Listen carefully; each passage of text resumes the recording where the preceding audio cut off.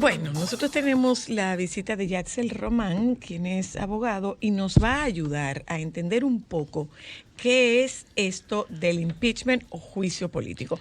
¿Es lo mismo un impeachment, un juicio político que una interpelación? No, la interpelación es un mecanismo que existe en los parlamentos para invitar a funcionarios públicos a que rindan cuentas y eso no necesariamente conlleva ningún tipo de votación, sencillamente responde a cuestionamientos. Eso fue muy común aquí en República Dominicana. Eso es como una mediación entre No, una no, situación. No, exactamente. no. Como por ejemplo, Cristal es ministra de Obras Públicas y entonces el Congreso entiende que ella debe explicar un reciente contrato, la invitan y ahí ella responde las preguntas y eso no necesariamente lleva a ningún tipo De sanción, de votación. votación, ni No, nada. La Ok. interpelación es muy común. Entonces, Una pregunta. el impeachment... Aquí hace tiempo que ya no es común tomando en cuenta la balanza del Congreso. En los 90, cuando entre 1990 y el 2000 todos los gobiernos fueron minoritarios, ahí sí era muy común. Solamente entre 1990 y 1992 hubo 37 interpelaciones. Wow. Ahora la última que se ha dado en República Dominicana fue 2007, pero sí marcando la diferencia en que eso no necesariamente conlleva una acusación. Se está Ok, no es una invitando- acusación, perfecto. Una Es como pregunta. vamos a conversar, Sí. explícanos qué es lo que Explícanos tú eso. estás haciendo. Ahora, ¿En ¿cuál- qué puede, eso interferir? Porque si vamos atrás, y yo que le doy seguimiento bastante al gobierno del presidente Donald Trump, se han hecho varias invitaciones de este tipo a miembros de su gabinete de manera constante, donde a muchos de sus funcionarios, por ejemplo a la ministra de Educación, constantemente se les cuestiona en el Senado sobre su accionar. Pero eso es común. Pero eso no es otra tiene que cosa, ver eso con- es otra no cosa. afectaría el No, no. impeachment. No tiene absolutamente nada que ver una interpelación. Un impeachment es a cualquier persona ejerciendo un cargo público. Ejerciendo un cargo No público. es exclusivamente a un presidente. Puede ser Es- el presidente, puede ser a funcionarios, puede ser a congresistas, pero específicamente en el caso de la presidencia, como bien resaltaba el reportaje, solamente en 2 ocasiones ha sido acusado un mandatario y hay una diferencia bien clara en este momento, y es que a diferencia de Andrew Johnson y Bill Clinton, Trump es el primero que entra al proceso en el Senado teniendo una mayoría aritmética. Ok. En el caso de Andrew Johnson, que recordaremos que entró por carambola a la presidencia, él era un demócrata del sur que había sido invitado por un republicano del norte, Abraham Lincoln, a que fuera su vicepresidente y enviar así un mensaje de unidad nacional en medio de la guerra civil. Abraham Lincoln muere asesinado y entonces asume la presidencia Andrew Johnson, siendo una persona rechazada por el partido que tenía la mayoría. Es decir, ellos entendían que ahora gobernaba alguien que no los representaba, intentaron destituirlo. Él tenía solamente 9 de 53 senadores. Pero ¿qué sucede? Que solamente 35 votaron por destituirlo. Eso quiere decir 66%. Faltaba un solo voto Para la mayoría. para destituirlo y ese voto hizo la diferencia y se mantuvo Andrew Johnson. En el caso de Bill Clinton, él entra en minoría también al juicio político, recordando que en 1994 habían ganado los La mayoría republicanos republicana. el gran contrato con América.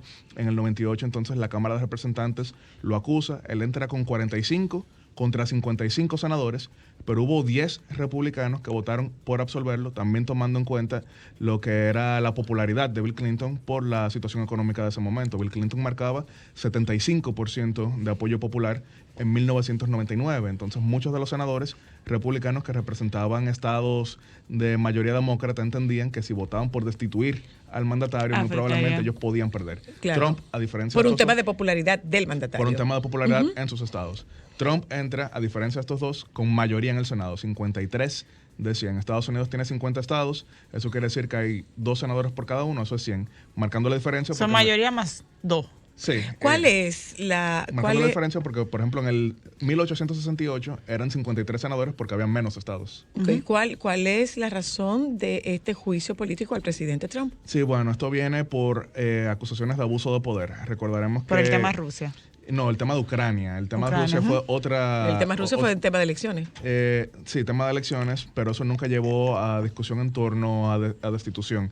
Pero que Espionato, por pero lo que de sí ha que- pasado que en la llamada de felicitación del presidente Donald Trump al presidente electo de Ucrania, Volodymyr Zelensky, dependiendo de cómo uno lo interprete, porque no quisiera hacer yo las imputaciones, ese es el debate que se está llevando a cabo en Estados Unidos, amenazó con que si no les daba cierta información sobre la participación del hijo del ex vicepresidente Joe Biden en contratos públicos en Ucrania, iba a retener los fondos de ayuda que Washington le ofrece a Kiev. Ucrania. Y entonces ahí es que está el debate. Hay serios cuestionamientos sobre si Hunter Biden, hijo del ex vicepresidente Joe Biden, ahora precandidato presidencial demócrata por tercera vez, había perdido en 2 ocasiones antes, se benefició de la posición de su padre como vicepresidente. En unos contratos. Entonces, eso sería corrupción y efectivamente golpearía muy fuerte a Joe Biden, pero el cuestionamiento que hace la oposición es que digamos que investigarlo de esa manera, poniendo en peligro la integridad nacional de un aliado incondicional de Estados Unidos como lo es Ucrania, sería un fuerte abuso Pero de en poder. el caso de Biden no se le ha podido probar de lo que el gobierno del Trump lo está acusando, de que ahí ¿A hubo... Hunter Biden? Bueno, en está esa prácticamente investigación... todo comprobado. Una cosa, el tema con Hunter Biden específicamente para resaltar es que muchos dicen, bueno, el tema es que Hunter Biden no es el candidato presidencial. Exacto, no es el papá, no él. Sí, es el papá, pero entonces querían encontrar eso para... los gringos tienen, Ahí hay un nexo los gringos cercano. son muy celosos de la pulcritud de sus candidatos. Y hay bastante de oscuro en torno a estos negocios de Hunter Biden. Ahora, el problema es que no se está hablando de si Hunter Biden es bueno o malo, se está hablando de que si el presidente de Estados Unidos puso en peligro a un aliado incondicional como lo es Ucrania. Ahora, una cosa. A ponerlo en jaque mate. Una cosa, Es un país que depende en gran medida de la ayuda internacional. Tú estás hablando de un país que depende en la gran medida de la ayuda internacional. Ok. Nosotros tenemos a Estados Unidos como nuestro principal socio comercial. Sí, claro. ¿Cómo nos impacta a nosotros este proceso? Teniendo en cuenta las relaciones comerciales existentes entre nuestro país y Estados Unidos. Sí, que solamente haciendo una pequeña relación, República Dominicana también ha sido un aliado incondicional de Estados Unidos y cuando uno ve los fondos de ayuda pareciera que lo hemos hecho de gratis, recordando que fuimos un país que envió tropas a la guerra de Irak. En el año 2003 se unió el gobierno dominicano a la coalición de los voluntarios, the Coalition of the Willing. Pero de qué manera impacta o pudiera impactar, lo cierto es que Estados Unidos no solamente es nuestro principal socio comercial, es también donde se encuentra la mayor parte de nuestra diáspora, Exacto. que representa el 9% de nuestra economía. Las remesas ascienden a 9% del Producto Interno Bruto y en los últimos años, por el buen desempeño económico de Estados Unidos, han ido creciendo 15% a nivel anual. Incluso buena parte del crecimiento que tiene República Dominicana Es a pesar de- remesa. Sí, porque han crecido las remesas. Depende de las remesas, depende del oro, depende del turismo, que en el turismo también sabemos que más de 2 millones de turistas que llegan a República Dominicana son provenientes de Estados Unidos. Ahora, cambia eso en el caso de que fuese destituido el presidente Donald Trump, eso es debatible, pero si una situación de inestabilidad afectara a la economía americana, innegablemente es golpeada la República Dominicana, como lo vimos tan reciente en el año 2009 al 2011, que por la crisis económica, República Dominicana pasó de crecer a un 9% a crecer a un 2%, y ese desaceleramiento significó Tiene que ver. un aumento terrible de la violencia. El año 2011 fue el año más violento que ha tenido República Dominicana en los últimos 15 años. Previo a eso había sido el año 2003. Entonces, si Estados Unidos se desacelera, República Dominicana es muy golpeado. No tanto como, por ejemplo, otros países que dependen muchísimo más de Estados Unidos, como es el caso de México, que es casi que una economía subsidiaria de Estados Unidos, el Triángulo Norte centroamericano, pero dependemos en gran medida, así que la estabilidad en ese país es algo que debemos definitivamente estar pendientes. ¿Cuál es la probabilidad de que pase, de que pase una condena en ese juicio? De que el resultado sea una condena al presidente, mejor muy dicho. cuesta arriba, porque vuelvo y digo la aritmética. Se necesitan las 2/3 partes de los senadores presentes. Eso quiere decir que, o sea, si llegan los 100, debería ser 67. Entonces uno ve que hay 53 republicanos, hay 45 demócratas y 2 senadores independientes que hacen causa común con los demócratas. Eso quiere decir que deberían ser 67. Deberían cambiar de voto 20 senadores republicanos. Para que pueda pasar el impeachment. Y hay 14 senadores republicanos que uno los pone en lo que se llama la columna del maybe, el tal vez. Hay senadores como mi buen amigo, el senador Mitt Romney de Utah, con quien he trabajado en varias de sus campañas, que ha sido muy crítico de Donald Trump. Mitt Romney, que ha sido mayormente político en áreas como Massachusetts, que es mucho más liberal en lo social, pero también hay senadoras, como es el caso de Susan Collins, que representa el estado de Maine. Maine es un estado que lleva 5 elecciones consecutivas votando por los demócratas a nivel presidencial, pero por ella a nivel senatorial. Entonces hay muchos que entienden que si ella vota por absolver a Donald Trump, pudiera verse en peligro su intento de reelección en noviembre de este año. Sí, pues ya está en campaña recientemente. Ella está en campaña. Ella es una senadora muy moderada, pero con muy buena aceptación. Muy buena aceptación. De sus seguidores. Incluso dentro del Partido Republicano hay que resaltar que ella es una voz pro-choice en Estados Unidos, que saben que dentro del Partido Republicano eso no es tan común, pero si ella vota por absolver a Donald Trump, eso pudiera hacerle daño en su intento de reelección, igual que si vota por destituirlo, pudiera hacerle daño. Así que esos son votos. Cosa, pero como son 20... Ella tiene que pensar muy bien su decisión. ¿Se cabildea? Sí, claro. Lobbying. Hay cabildeo para esos votos. Hay cabildeo, pero es un tanto más cuesta arriba por las claras líneas partidarias. Y hay, por ejemplo, lo que se llama presión legislativa. Y es que precisamente los demócratas saben que es muy complejo el lograr 20 votos, pero ellos tienen otra meta. Si no logran destituir a Donald Trump, por lo menos tomar la mayoría en el Senado que perdieron en el año 2014. ¿Y cómo tendrían que hacer eso?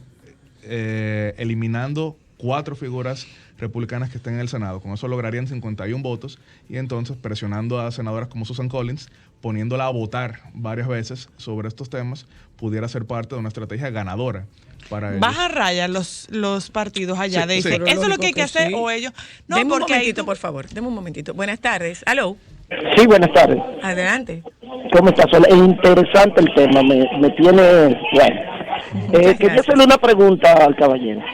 En dado caso de que el impeachment tenga su parte positiva, o sea, que vayan a destituir al presidente, ¿quién asume el cargo? ¿El vicepresidente? O si en dado caso de se le hace el mismo juicio a presidente y vicepresidente y es afirmativo, ¿quién asume el cargo? Sí, bueno, en el caso de que sea destituido el presidente Donald Trump, Porque asumiría... es un juicio personal. Sí, es un juicio personal. Es un juicio personal. No es un juicio contra el gobierno. A diferencia de, por ejemplo, recordaremos que en el parlamentarismo se destituye al gobierno por completo, que fue lo que pasó con Mariano Rajoy en el año 2018, que se hizo un proceso y asumió entonces Pedro Sánchez que había perdido las elecciones. Pero eso es el parlamentarismo.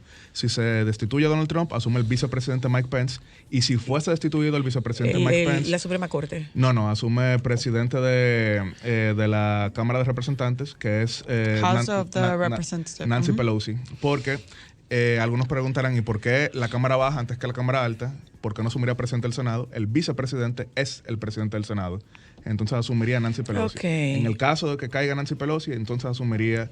es como en cascada el poder, entonces. Sí, o sea, hay distintas figuras que están en la línea de sucesión, que por eso hay lo que determinan un sobreviviente designado, que es cuando se llevan a cabo reuniones de gobierno. Hay una figura que no va a esas reuniones porque en caso de que haya algún atentado, entonces esa es la que tiene que sobrevivir y asumir la presidencia. Lo que tú ves con mucha frecuencia en las películas, sí, claro. Por ejemplo, hay el tema del Air Force One, para más o menos tener una... Hay una serie que explica eso mismo que tú estás diciendo, se llama Designated Survivor. Sí, entonces dos cosas específicas, porque por ejemplo, si bien no ha sido nunca destituido un presidente de los Estados Unidos, estuvo el caso de Richard Nixon, que renunció cuando él vio que había gran probabilidad de que fuese destituido, porque marcaba la diferencia. Pero eso no va a pasar con Trump. No, pero entonces, ¿cómo lo relacionó esto con la línea de sucesión? Richard Nixon entró con minoría al juicio. Los demócratas habían ganado una aplastante mayoría en medio del proceso de Watergate. Entonces, cuando la Cámara de Representantes, en su Comisión de Justicia, aprobó la imputación, entonces este renunció. Y al él renunciar, asumió el vicepresidente Gerald Ford, que tiene una distinción especial. Él es la única persona que ha sido presidente de Estados Unidos que no fue votado para nada, porque él tampoco había sido electo vicepresidente. El vicepresidente, Henry Cabot Lodge, había renunciado poco tiempo antes, asumió Gerald Ford y luego se designó a otro vicepresidente, que era Nelson Rockefeller, un gran amigo de la República Dominicana, que había sido el gobernador de Nueva York. Pero hacías una pregunta de si se baja línea en Estados Unidos. Hay lo que se llama un sistema de látigo, de whip. ¿Qué quiere decir látigo? Que es que incluso multan a los congresistas que no votan con la mayoría. Y entonces pasaba algo un poquito chistoso, y fue que un congresista muy famoso de Estados Unidos, Ron Paul, que era muy disidente dentro del Partido Republicano, en una reunión le dijo el látigo que si él estaba tan dispuesto a siempre votar en contra de lo que era la línea del partido, que mejor les hicieron cheque de la multa por todo el proceso. Y él dijo, ok, ¿a nombre de quién te hago el cheque? Y pagó su Muchísimas multa. gracias, Yatzel, que mucho sabe este niño, por el amor de Dios. Él es como una biblioteca andante, Sí, mi amor. y es un muchachito jovencito. Mira, a mí me da muchísimo gusto ver gente joven con tanto control y con tanto dominio. Es que es de- un tema de sus apasionante temas. cuando tú puedes ver la división de poderes. Momentito. se a le tranca el publicidad. juego. Ya volvemos. Gracias, Yatzel. Gracias, gracias.